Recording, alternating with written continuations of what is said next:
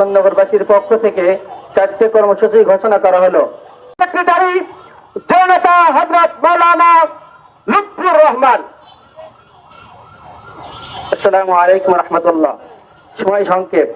জীবননগর আজকের বিক্ষোভ পরবর্তী সমাবেশ থেকে জীবননগরবাসীর পক্ষ থেকে 4টি কর্মসূচি ঘোষণা করা হলো। কর্মসূচি বাস্তবায়নে আগামীকাল সকল দলের সমন্বয়ে একটি মিটিং হতে যাচ্ছে। কর্মসূচি সমূহ: 1. অবিলম্বে সকল ইসরায়েলি ইহুদিবাদী প্রতিনিধিত্বকারী সকল পণ্য রাষ্ট্রীয়ভাবে আমদানি বন্ধ করতে হবে।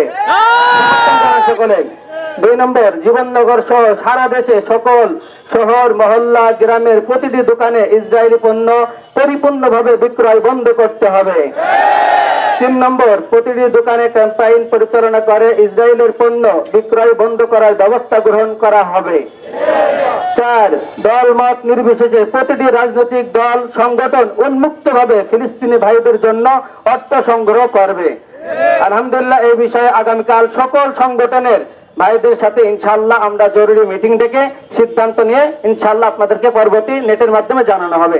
আল্লাহ হাফেজ। আসসালামু আলাইকুম।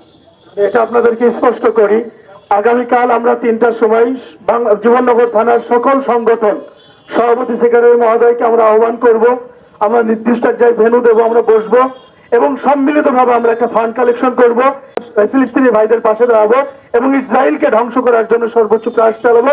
এবার আপনারা দোয়া করবেন এবং সর্বোচ্চ চেষ্টা করবেন ইনশাআল্লাহ।